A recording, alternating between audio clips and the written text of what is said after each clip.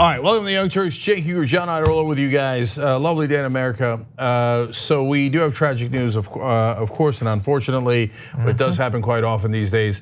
And we have some, on the other hand, we have some amazing progressive candidates for you guys coming up in the third hour of the Young Turks. Furthermore, the Joe Biden story is the one that's got me most interested. So who is he gonna pick for VP? Buckle up, brace for impact. So lots of amazing stories in the news as always. Okay. But behind the scenes, so we had our rundown set, and I'm like off on producing or whatever, and the Joe Biden thing came up on Twitter, and I turned to Brent and I was like, I think Cenk's gonna want that one. Oh yeah, definitely. Okay, So you're gonna want that another one. story. Yeah. All right, I'm just throwing out a random plug for you guys because we're trying to get it by the end of the year. Good luck to us. TYT.com/climate. This is the reporter who's going to track the money attached to climate, because that's the only thing that really affects the votes. If you want Green New Deal, if you want any of that, you've got to track the money. And our managing editor is Jonathan Larson. I talked to him earlier today, and he's like, he's looking for those reporters because we're on the precipice of being able to hire one of $200,000. It allows us enough of a budget to have the reporter, supporting staff for a long enough time to finish this mission, okay? So anyway, he looked around and he's like, it turns out like really no one covers the connection of money to climate change. Isn't that stunning? I mean, that's why we're doing this, Maybe the right? connection's not there. Okay, that's a possibility. Might not you never be. know. We might hire the reporter, a great investigative reporter. You might find out, no, the millions of dollars are not affecting the politicians at all. They're impervious to it. It's fascinating. But it would be interesting to find out. So TYT.com/climate. If we get to 200, we can make that happen. All right, thank you guys. And we got to do it as fast as possible, because especially inside of this primary, pretty much all the candidates are like, yes, 100%, I totally get it. I'm gonna do everything I need to do. But they don't all mean it. And so we need to be able to dig in and find, who are their bundlers, who are their donors, who's involved in all this stuff. Oh, it'd be so great to have that reporter. Okay, so let's try to make that happen, guys. All right, what's next? Okay, we're gonna start off on a little bit darker news though. Over this weekend at a Hanukkah celebration, there was yet another anti-Semitic attack in New York. This is a man who entered an Orthodox rabbi's home in Monsey, New York, and stabbed and wounded 5 people, then fled in a vehicle. The victims of the attack in Monsey, which is about 35 miles from New York City, were all Hasidic Jews. The town has a large Hasidic Jewish population. Now, they did eventually track down a person they believe was them, and the evidence seems pretty strong. Authorities arrested the suspect after the rampage in a suburb north of New York City. They found him with blood on his clothes and 2 weapons, including a machete. A cell phone recovered from his car revealed recent searches for phrases like German Jewish temples near me and why did Hitler hate the Jews, documents state. Jesus. Although representatives for the suspect say that this was a simple case of mental illness and had nothing to do with anti-Semitic thoughts or hate crime or anything like that. And by the way, it's possible that it's both. Yeah, it makes sense. I would say that if you're violently anti-Semitic, you are mentally ill. Now, this is just bear in mind, in just the last 3 weeks inside of just New York, this is the 13th anti-Semitic incident. No, that's amazing. I mean, there's something deeply, deeply wrong here. So this attack was Saturday night. Mayor de Blasio had called for extra patrols in Brooklyn to protect Hasidic Jews there on Friday night, the night before this particularly vicious attack, because there's been so many attacks back to back to back. And by the way, the machete, one of the witnesses said that the guy had pulled a knife the size of a broomstick. So that seems to match as well. And remember, in Jersey City, there was another attack that happened very recently. It's actually happened this month. 3 people, 2 of them who were Orthodox Jews, were killed at the market. That person also did it because of anti-Semitic beliefs, according to officials involved. Last month, an Orthodox Jewish man was stabbed just steps away from a local synagogue. They're not positive that one was connected to anti-Semitism, but obviously the pattern doesn't look good. And it goes, unfortunately, on and on and on in terms of these recent spate of attacks against Jewish Americans, particularly in the New York, New Jersey area. So look, I'm a little bit more perplexed by this than I am by others. Now, we've tracked this, I would argue, as well as any show in America, all going all the way back to when Trump started to rise in 2015, and now the I guess, infamous David Duke interview where I brought him on because Trump was talking about him. And I thought he was gonna rant about Latinos and Muslims and all the things that Trump was ranting about. He didn't, he spent 90% of the interview ranting against Jews.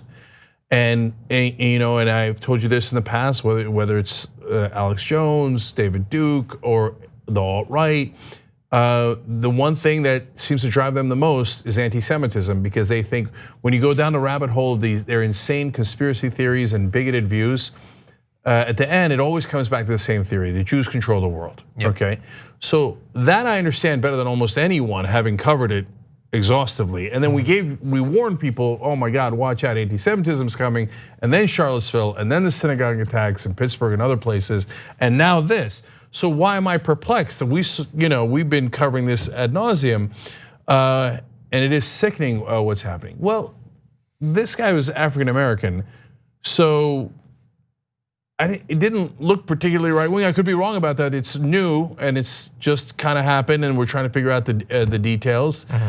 But it doesn't look like they're all right wingers in the New York, New Jersey attacks yet. Again, we don't have anywhere near enough details.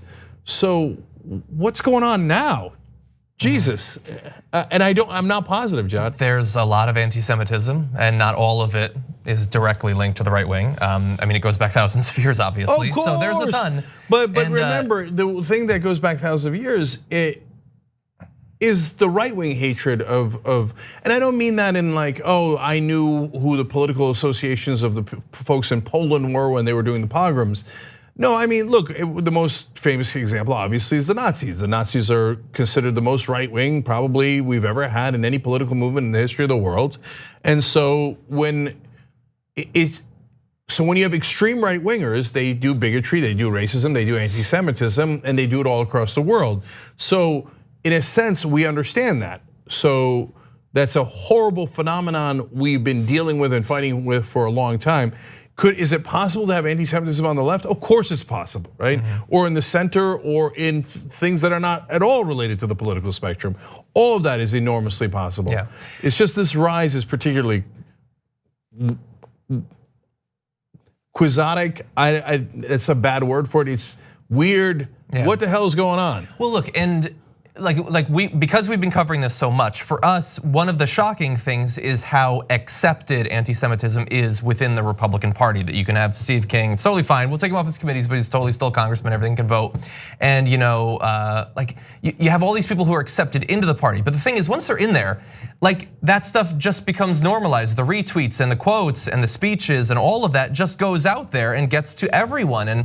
And the thing about normalization is that it sort of pulls the center of gravity on this thing in a dangerous direction. So I personally believe that Republican elected politicians are moving farther and farther away from supporting democracy. But if they're successful, it's not just going to be getting their own voters to question whether democracy is the way that a government should be organized. It's also causing other people to question it. These things that seem so weird initially become normalized.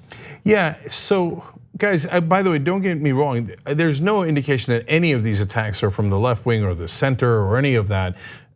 So it's just that it's so intense in a particular area in a particular time that I wonder if there's something layered on top of the normal bigotry, anti-Semitism, and horrific anti-Semitic attacks and violent attacks. Something layered where is someone driving it in this particular instance, like in instigating? Otherwise, why that particular line of attack is so specifically in such in a narrow area, relatively speaking. So there's just something extra weird about these attacks, yeah. and I feel like we haven't really solved it yet. Yeah, and we don't know much about the individual, or certainly the other individuals as well. But let me read a little bit more, and we'll see what we know about this individual and try to figure something out based on that. Now, as I said, they've caught the suspect. The suspect is pleading not guilty. This was on Sunday to 5 charges of attempted murder and 1 count of burglary. His bail was set at $5 million. Also faces 5 counts of obstructing the free exercise of religious beliefs by attempting to kill with a dangerous weapon and causing injuries. So in terms of trying to find out what this person might believe, journals were discovered in the home, including anti-Semitic sentiments. An FBI officer writes in a federal complaint, some writings refer to Adolf Hitler and Nazi culture alongside drawings of a swastika and Star of David. Others question, quote, why people mourned for anti-Semitism when there is Semitic genocide. It's always ravings of lunatics' mind. Like, what does that mean? It doesn't mean anything. And of course, it's not so surprising that an incredibly strange and hateful guy, anti-Semitic and reading Nazi stuff, says nonsensical stuff. Yeah, and those searches on their browser, searches related to Nazis, Jewish individuals in synagogues dates back to about November 9th. Yeah. Although it's possible it was cleared before then, so who knows? Yeah, John, to your point, look, this is what's so troubling about a culture of hate, because once it starts, it unravels. And we've opened up a Pandora's box of hate in this country. And when I say we, I mean Donald Trump, and I mean the right wing. I do, and that is where it springs from. Now it's springing to areas that you couldn't predict. And maybe I'm too. The guy's African American, so that's why I keep pausing. Like, why is he a right winger Nazi? I haven't heard of too many African American Nazis. I'm keeping it real, right? It's not a common occurrence. Is there some anti-Semitism in the African American community? Of course, there is in every community, right? So I get that phenomenon, and so anyway, bottom line is, I hope that this is not metastasizing and now getting to a tipping point. That's what I'm really, really worried about. Yeah. Where now people are attacking Jewish Americans left and right, but remember, it happened in Charlottesville, it happened here, it happened in Pittsburgh, it happened in Arizona. So now it's all over the country. And outside of the country as well, of course. Yeah, of course. And again, guys, it's been around forever and ever. It's one of the oldest forms of bigotry there is on the planet in human history. But the fact that it has risen so much recently is deeply, deeply problematic. So why don't we go now to two reactions to this? One positive, one I would say less than positive. But the first coming from the governor. This is intolerance meets ignorance meets illegality. This is an intolerant time in this country. It is intolerant, it is ignorant, but it is also illegal. And at the end of the day, it's not just about words, it's about action. And we have seen enough in New York. This is violence spurred by hate. It is mass violence, and I consider this an act of domestic terrorism. Let's call it what it is. These people are domestic terrorists. And the law should reflect that, and they should be punished as if it was an act of terrorism. So I agree. When right-wingers do these attacks, race attacks, anti-Semitic attacks, you name it, we think it should be called an act of domestic terrorism because it is. So when Dylan Roof targets African Americans in a black church in South Carolina, he did it because they were African Americans and he wanted to start a race war. How is that not terrorism? That's a political agenda for a violent attack that killed people. Of course that's terrorism. So under the same exact logic, I don't see why this wouldn't be domestic terrorism. Yeah. I agree with Cuomo. Yeah. Let's turn now to a less positive responses coming from Acting Deputy Secretary of Homeland Security Ken Cuccinelli, who had tweeted, eventually deleted it. You'll understand why. Tweeted, the attacker is the US citizen son of an illegal alien who got amnesty under the 1986 amnesty law for illegal immigrants. Apparently, American values did not take hold among this entire family, at least this one violent and apparently bigoted son. Because, I mean, if you can't use an attack like this to push some xenophobia against immigrants, I mean, what's the point of it after all?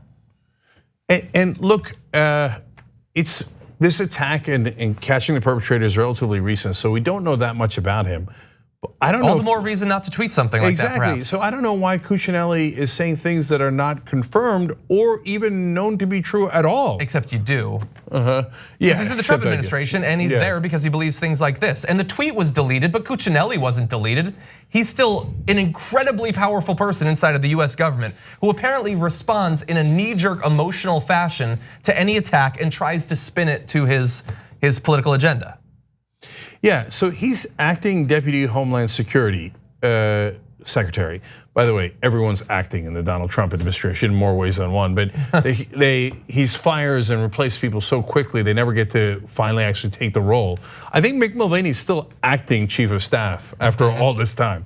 Anyway, so this guy has a very, very senior position, and instead of at the Department of Homeland Security, an attack that might be a domestic terror attack, and he's like, as the second person in charge of Homeland Security, should I bother gathering all the facts? Nah, let me just go randomly blame immigrants, even though I'm not really sure it was an immigrant at all, nor do I have any idea whether that was connected to the crime in any way, shape, or form. But at least it'll drive up hatred. Now, that's the final part, the irony. We just told you the number one problem here is this climate of hatred that has been fostered in this country.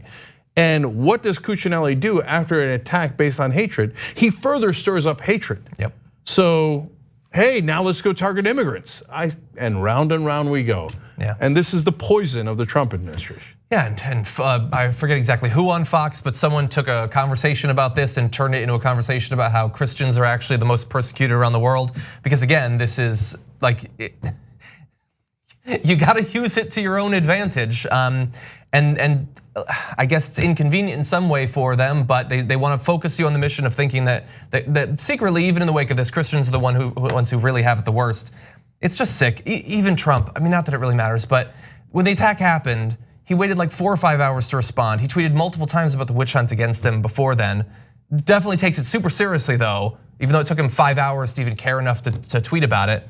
The whole reaction is sick. Trump has this weird like gauge of whether to react and how late to react, right? So Charlottesville took him forever to condemn it, right? And some of the synagogue attacks as well. But when Muslims were attacked in Canada, he never even bothered to respond. He's like, it's fine, okay? And so like he's just a monster of monsters. And if you want to deny it, I don't care. You're an irrational person. I have no interest in you. And then lastly, the Fox News thing. Jewish Americans were just attacked with a machete, okay? 2 of them are in critical condition. Why are you turning it to like, oh no, I'm the victim. No, Christians are the victim. By the way, Christians are in some cases. And then we should talk about it when those things happen and condemn it full force, all of us together, right? But no, Jews being attacked doesn't do as well on ratings. Let's turn it to like poor Christians, you're the victim, and so that does better, right? You guys like it? Okay, good ratings, everybody. Okay, let's just divert people from the anti-Semitism. Okay, look, why don't we take our first break, then come back, we got some domestic news. We got to touch base with the Democratic primary. Yes, and that Biden story that I love. All right, we'll be right back. We hope you're enjoying this free clip from the Young Turks. If you want to get the whole show and more exclusive content while supporting independent media, become a member at tyt.com/join today. In the meantime, enjoy this free segment.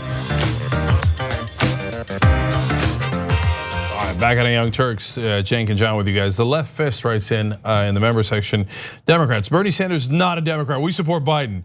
Me, Biden would be willing to choose a Republican running mate. Democrats, Biden's a great unifier. Me, shake my damn head. All right, we'll get to that in a second. Gabby Marita, half-ass wine cave and blanket fort writes in. I'm not saying the rise in anti-Semitism is directly connected with Trump's political rise, but he did run some very blatantly anti-Semitic ads against the sheriff, with sheriff stars and dollar signs. That's right, he did do that, and constantly talking about the globalists, which is another code word for Jews. And all the conspiracy theories about the caravans and all that stuff. And by the way, if you're not saying it, I'm saying it. Yeah, it's definitely related to the rise of Trump. All right, now let me go to Twitter. Black folks like Bernie too wrote in. Hey, we black folks come in all stripes, and we have some right wingers called Hoteps. They are anti-Semitic. Okay, good true. Info. And then this one's powerful from YouTube Super Chat. Ben Newmark writes in. I go to the Rottenberg Shul. That was the one. Rottenberg was the rabbi that was attacked, and then he tried to break into the synagogue right next door, but they had it locked. Anyway, where the stabbing took place, Ben explains. Wow. Still a lot of police going door to door asking for information. When will these crimes stop?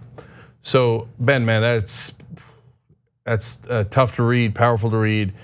Stay safe, brother. Stay safe. And so think about it, guys. And that's why I think it's really, really fair to call it domestic terrorism. Because now think about what Jews in that community or in any community are thinking right now, especially if you're visibly Jewish. And that's why a lot of times Muslims are attacked, Muslim women are attacked sometimes more than men are because they wear the burqa, which makes them more visibly Muslim.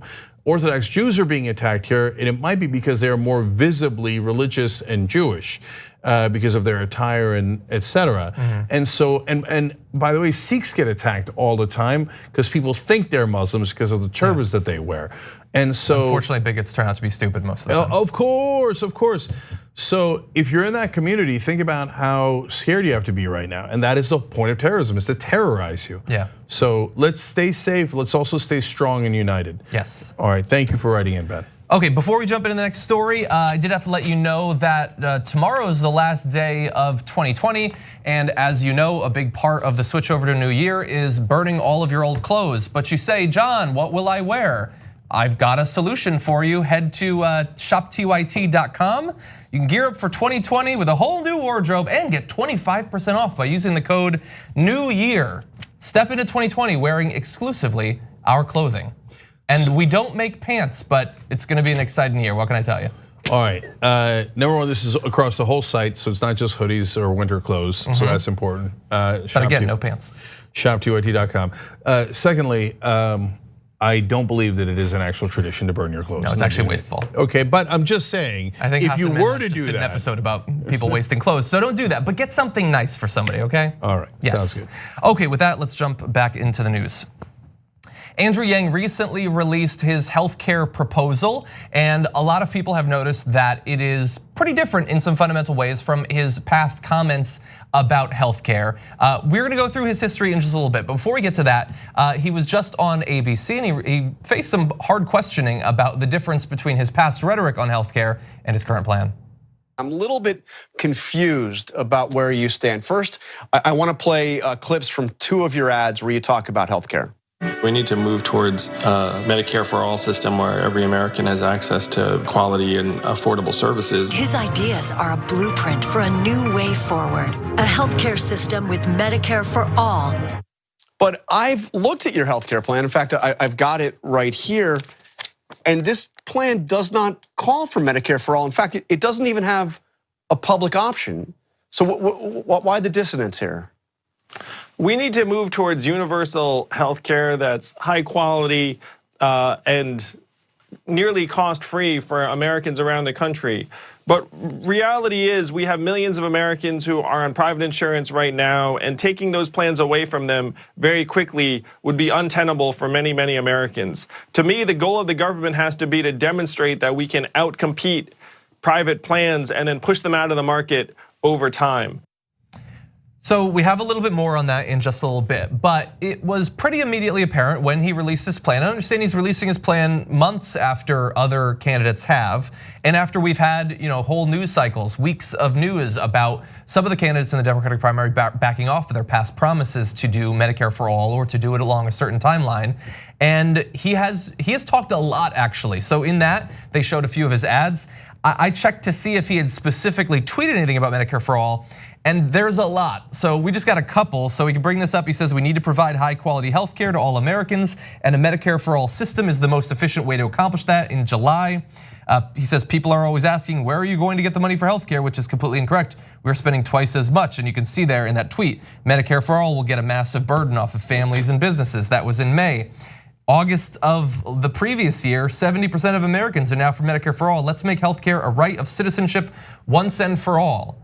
Which I love, but it is pretty far from, well, we need to eventually get there by outcompeting the government plans and then just naturally forcing them out because they can't compete. That's not even like a 4-year rollout period. That's, hey, maybe it happens someday. Yeah, so I'm known for liking outsiders. It's true, I do.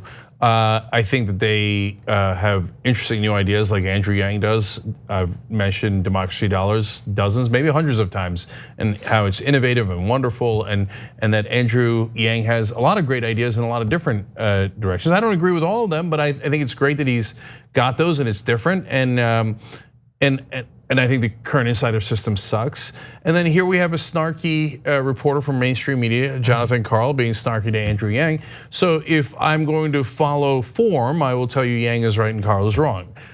Except I'm not going to do that because facts matter. And Karl is right and Yang is wrong. That's just the reality of it. And so if all we cared about was our political perspective, in this case outsiders, I would just be biased and blindly tell you that Andrew Yang is right, but he isn't. Karl is right. The plan does not have Medicare for all, and Andrew Yang did support Medicare for all. In fact, he said it several times on the Young Turks. So I think this is a disastrous step for him, and I think that they've spent too much time in politics. I've seen polling that shows now that universal health care polls better than Medicare for all. So now all of a sudden Andrew's talking about universal health care and backing away from Medicare for all. Oh, don't do that, don't do that. And so that's not why you were interesting. That's not why people were excited about you. Yeah. There's a Yang gang, there's no Biden gang. There's no Biden gang because he does the same polling and goes with focus groups and the donors and all that stuff. That's, wow, so this is a really bad turn I wish he hadn't taken. Yeah, and look, maybe he'll come back on the Young Turks and he can talk about it. Yeah, and look, I looked to see if since yesterday, if he had talked at all about this. I couldn't see any sort of clarification or anything like that. And I understand for some people who are supporters of his, he left like enough of a, well, I care about the spirit of Medicare for all and someday we're gonna get there, that you can hypothetically say he's not backing off. But I mean, you've been around for this primary, like when Elizabeth Warren started changing some of what she was saying about the timeline, that was a huge issue. Buttigieg, like how much did we go over his past tweets about Medicare for all and how his current plan isn't the same? And Buttigieg's plan is more Medicare for all than Yang's plan as of right now. So although I like Yang, I've interviewed Yang, he seems like a really nice guy. I love that he's in the race, he does have a lot of good ideas. We're not gonna pretend that this is a good one. It's not at all. It is, as far as I can tell right now, and there are details about cost cutting. You can look at his plan, it does have some good stuff, but a lot of it is in those other plans which also get to Medicare for all. It appears to be basically the most conservative healthcare plan that has been offered in the Democratic primary. Yeah. And if you're gonna be last, you're supposed to be first or best or whatever, but he's last and not best, not by a long shot. Not in this. Yeah, I don't know what's happening in these presidential candidates. Where Tulsi comes in as a progressive, winds up as the most centrist or conservative candidate. What the hell happened there, right? And now Andrew Yang comes in as the biggest outsider, anti-establishment guy for Medicare for all throughout. Now he has the most conservative plan on healthcare. That doesn't make any sense at all. Stop listening to pollsters and consultants, okay? Okay, that's my guess. I don't know what happened internally, but look, there's a second part of this interview and it doesn't get any better. Let's watch. Your ad is explicit. Your ad says Medicare for all. Your plan is not Medicare for all. It's not even Medicare for some because in your plan there's not even a public option. Our plan is to expand a universal healthcare system to all Americans. Medicare for all is not the name of a bill. Medicare for all is universal healthcare for all Americans. But Medicare for all is Medicare for all, right? I mean, well, our healthcare plan would be based on Medicare and expanding it over time. And just to clarify, Medicare for all is in Bernie's, it's in the title for Bernie's bill. It is expanding Medicare so that everyone gets it. Look, universal healthcare, that's fine, we have a conversation about that, but they're not interchangeable, they are different things. So Yang is wrong in 3 different parts there. So first of all, there is a bill called Medicare for all, it's Bernie's bill, it's in the title. So just flat out wrong. Number 2, there is a thing called Medicare for all, a phenomenon, an idea that is not ubiquitous. So this is the same thing Klobuchar says. Well, I kind of like Obamacare. Does that count? Yeah, I'm for Medicare for all. No, that doesn't count. That's not Medicare for all. So that leads to point number 3, which is why isn't it Medicare for all? Why is it important that Medicare for all means something rather than just vague, well, I'd like to get more people health care eventually, right? Because Medicare for all removes premiums, copays, and deductibles, completely changes the system. If you have a public option, which Yang doesn't even have, but if you had a public option that a lot of the corporate Democrats want, it doesn't remove copays, premiums, and deductibles. You still have to pay that to the government. So it doesn't really change the system. All it does is it creates the government as another insurance provider with all of the same problems of co-pays, premiums, deductibles, bankrupting you, and if you can't pay those things, and you get cancer, you die. So it doesn't fundamentally change the system.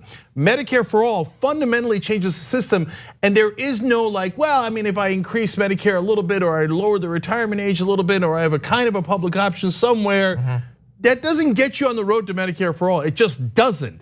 That's just a giant lie that the conservative Democrats and the corporate media has been saying all along, and they obscure the details so you don't realize that it's a lie. So when I see an outsider like Andrew Yang now aiding and abetting that, oh, don't do that. For God's sake, we like you, don't do that. It's not correct, and it's a wrong path for a campaign like the one he was running. Yeah. Well, we got a lot of other stories, so why don't we move on to some other news? Okay. The New York Times recently published a piece looking into some new details in terms of the timeline and communications surrounding the hold of military aid to Ukraine. And what's interesting about this new article is that it gets into the involvement of some figures in the Trump administration who have avoided testifying, have avoided talking much about this. In some cases have implied that they knew nothing about what was going on, and we're now finding out that that's not necessarily the case. So we're gonna talk about a few here. The first is Mick Mulvaney. At one point, about a week after Trump had initially decided or communicated that he wanted the aid to be held, he had sent an email saying, I'm just trying to tie up some loose ends. Did we ever find out about the money for Ukraine and whether we can hold it back? So he has been involved since June in that effort. Just bear that in mind, as the president says that in the House, they never had people with firsthand information, but also stopped Mick Mulvaney from testifying. And Mick Mulvaney, the guy who sort of like publicly outed Trump about this scandal when he admitted that it was a quid pro quo on national TV, he doesn't want to come and testify before the Senate either. And it looks like there's quite a bit that he could probably reveal. Now, the reply to that email from Mick Mulvaney was from an aide, Robert Blair, who replied that it would be possible but not pretty, quote, expect Congress to become unhinged if the White House tried to countermand spending passed by the House and Senate. Andy wrote, it might further fuel the narrative that Mr. Trump was pro-Russia. So from the very beginning, when they were trying to set up this scheme, some inside of the administration were saying that, like, look, I'm with you, but this is gonna be really bad. And they did start to develop a legal argument from their point of view that because Trump is the commander in chief, he can effectively override anything Congress wants to do, which is a bold position. Probably they'll apply it to some other stuff eventually. And we have more on other people, but this is Mick Mulvaney initially, implying before that he didn't have much involvement in this, and apparently he was involved from the first week. Yeah, and then he had a second round of excuses, which is, I mean, I was involved in holding up the aid, but I didn't know that it was because Trump wanted the investigations. Later you find out in the details, he absolutely knew, and he was the one enforcing it. So, but there is, the fact that Mulvaney's trying to distance himself away from the Biden investigations is an interesting escape hatch, because then he can go to investigators and go, listen, I mean, I didn't know, but now I know. Okay, here's evidence. Okay, Mulvaney flipping is everything, if he flips, but that's a giant, giant if. He's shown some indication that he does want to flip and that he has insurance, like Giuliani talked about, and as to why Trump should not throw him under the bus. He has said that publicly. I'm paraphrasing the word insurance, but basically said, I got too much information for anyone to throw me under a bus. So he knows, there's no question. He not only knew what they did, he knew it was wrong, and he knows that he can turn on Trump with that evidence. And so there's guilt all over this. There's 1,000 angles that I want to discuss here, but there's just one more on what John already mentioned. The law that they're violating in this particular case is the Impoundment Control Act. So when Congress puts aside money to be spent on a country, as they did with Ukraine, you cannot stop that money. And if you do, it violates the Impoundment Control Act. And so the internal White House lawyers, Justice Department lawyers, Office of Management and Budget lawyers all got together and they're like, okay, how do we break this law while having an excuse that we're not breaking the law? So the best thing they had was, well, we could say it's in the president's constitutional powers to break that law. Yeah, there's no such thing. Okay, that's why they took a long time trying to come up with the thing that doesn't exist. So you can understand why they would think Trump would like that when he's previously said there's a thing, Article 2, that lets me do whatever I want to do. Yeah, that's not remotely true. That is not in our constitutional system. There is no clause in the Constitution that says, yes, it's true, Congress writes the laws, but the president can ignore them at his leisure. It doesn't exist. Yeah. The president must follow the laws, period. Ideally, I guess. Yes, okay, so in terms of there's a lot of like guilt to go around, and also, like I mentioned, that people have been trying to caution Trump away from this path. You had that aide, but you have some higher ups as well. In late August, Defense Secretary Mark Esper joined Secretary of State Mike Pompeo and John Bolton, the National Security Advisor at that time, for a previously undisclosed Oval Office meeting with the president where they tried but failed to convince him that releasing the aid was in the interests of the United States. That's a couple of months into this at that point. And so, like, again, those are a couple of people that we haven't heard much from. It would be great to have Pompeo and Bolton testify, but they've either opted not to or been blocked from doing so, which is totally the mark of an innocent person. And it's sort of interestingly too, in terms of what Mick Mulvaney knew and when he knew it and all this, I thought this was really interesting. Mr. Mulvaney is said by associates to have stepped out of the room whenever Mr. Trump would talk with Mr. Giuliani to preserve Mr. Trump's attorney-client privilege, leaving him with limited knowledge about their efforts regarding Ukraine. Or like the fact that he apparently just leaves the room whenever Rudy comes in might have a simpler explanation. Rudy's a weirdo. No. But yeah, apparently he was trying to limit his exposure to information that he would have to later deny having access to. But there's no question, as you find out later, that he in fact did know it was connected to the Bidens and in fact pushed that along. But the very fact that he's trying to set up that excuse of, hey, when Giuliani came in the room, I always left, attorney-client privilege, means I realize I might get caught. And what we did was clearly illegal, okay? So now to the point that John made about the big meeting, Defense Secretary Esper, Secretary of State Mike Pompeo, very, very loyal to Donald Trump, and John Bolton, National Security Advisor, all say to Donald Trump, you cannot hold this money. It's a really terrible idea. Do not hold up Ukraine's aid. It's not gonna work out well with Congress. They're gonna come down on you anyway. It's against our national security interests, et cetera. Trump's like, yeah, I know, but on the other hand, it would help the Russians, and I would get to investigate my political opponent. Man, this seems like an easy question. I don't give a goddamn about the law. What are you guys, stupid? Why would I care about the law? Now, did I make up the part that Donald Trump just spoke? Yes, okay. but the parts that the three advisors said is true, okay? So putting the kidding aside, those three top loyalists to Donald Trump come and tell him, do not do this. It's an immensely bad idea. And he goes, I don't care. That didn't affect him at all. Yeah. And look, again, putting the kidding aside, there are two different parts of this. One is he wants to investigate his political opponent and he doesn't care what laws he's breaking. The other is Russia loves this. It's because it's all military equipment going to Ukraine. They're in the middle of that fight at that point. In fact, right then is when Ukraine had seized a Russian tanker. Okay, so then all of a sudden, Donald Trump blocks military aid to Ukraine. Again, Putin celebrating in the streets. We are told by people who don't believe in overwhelming evidence that that continues to be a coincidence. So yet another coincidence where Putin is happy about something Trump has done. Yeah, so look, I found this article to be interesting. It puts a little bit more context to what some of these incredibly powerful, and not all, but some still well-connected members of the Trump administration were thinking and doing at the time. I don't expect that it's probably gonna change many people's minds. But no, look, so let's talk about things that could be interesting if a trial ever occurs in the Senate. Because it wasn't just his own administration officials, lower level, mid-level, and higher level. It was also Republican senators. So both Rob Portman and Ron Johnson went and talked to Donald Trump near the end of this whole process, and they're like, "What are you doing? No, we appropriated the funds. You can't do this." He's like, "I don't like the corruption in Ukraine." So Rob Portman says, "Yeah, but quote, but we should not hold that against Ukraine. We need to release these funds." So here are Republicans coming in. That was on September 11th when Trump finally concedes and releases it. Two Republican senators saying, President Trump, you must release those funds. So, of course, the other enormously important data point here is a couple of days before that, Donald Trump had found out about the whistleblower complaint. Yeah. So they finally tell him.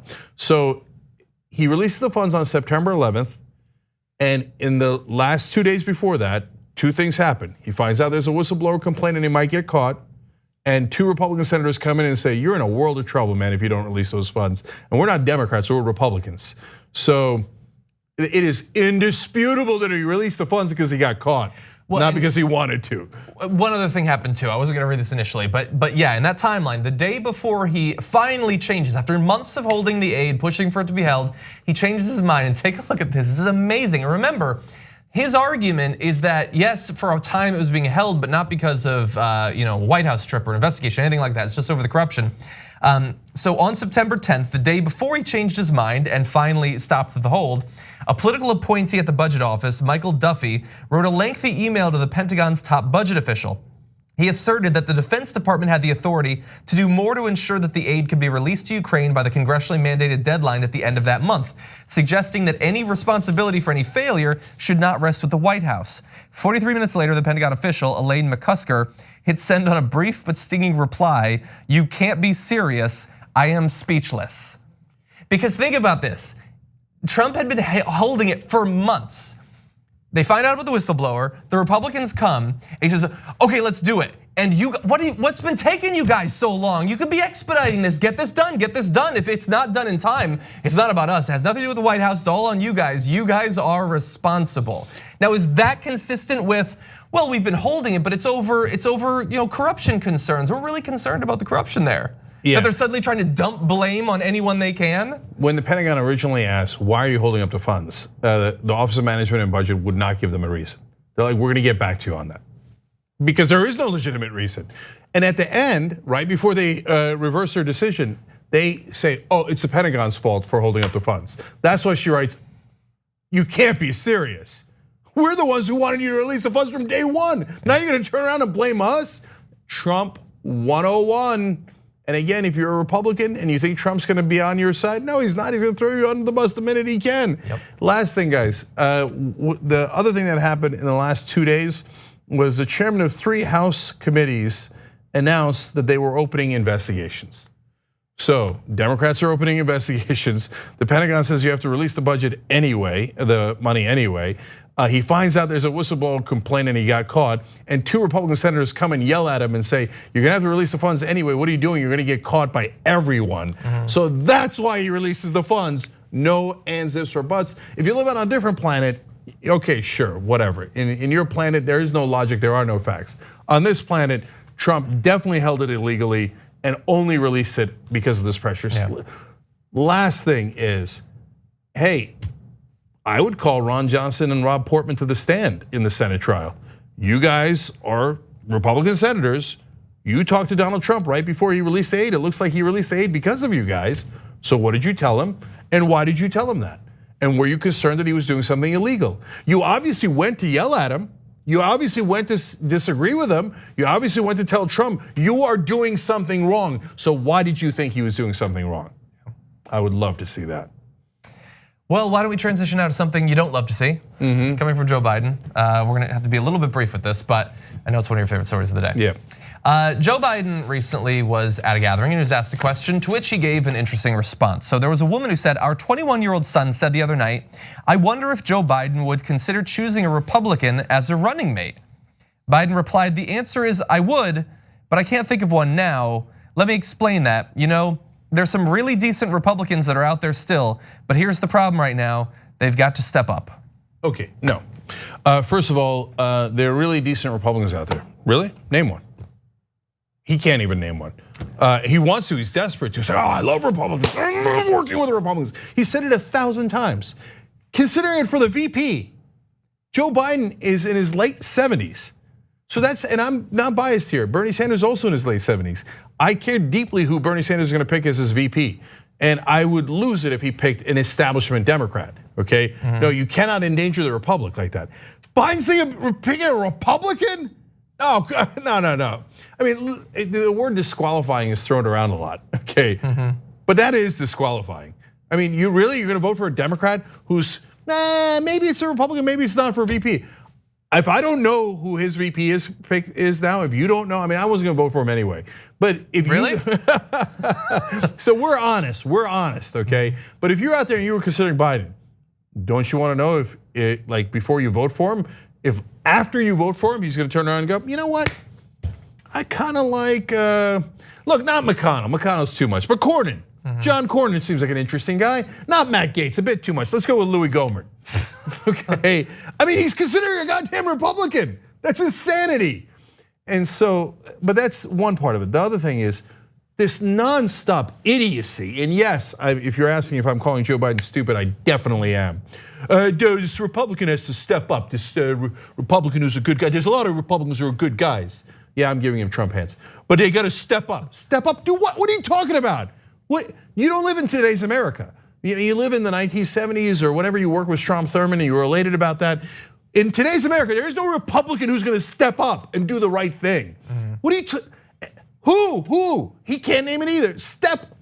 Look, it misunderstands American politics. The idea that Biden has is Republicans are wonderful people and Republican politicians are great.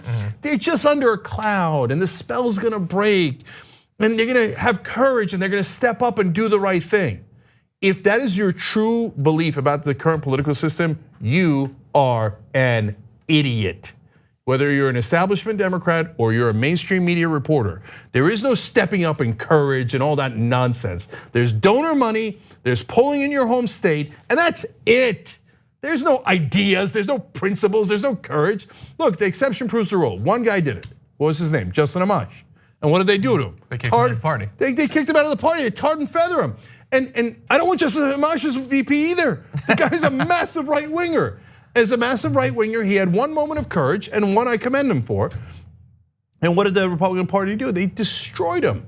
So what about Mitt Romney? He once disagreed a little bit with Trump. Briefly. No, but by the way, I'm not kidding, guys. Biden might pick somebody like Jeff Flake. Oh, hell no. Hell no, Jeff Flake voted with Trump like 90% of the time.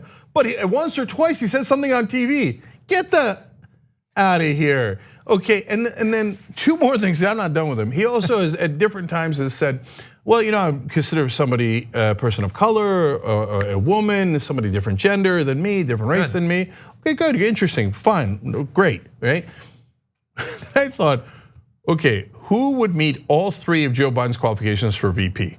A person of color, a woman, and potentially a Republican. Condoleezza Rice. Or Mia Love. Yeah. Okay, you got two choices. What is it? He said Candace Owens. Candace Owens, oh goddamn. I don't think Joe Biden is online enough to know. Oh, you know what? No, I got one. Who's had enough courage to speak out against Trump? Omarosa.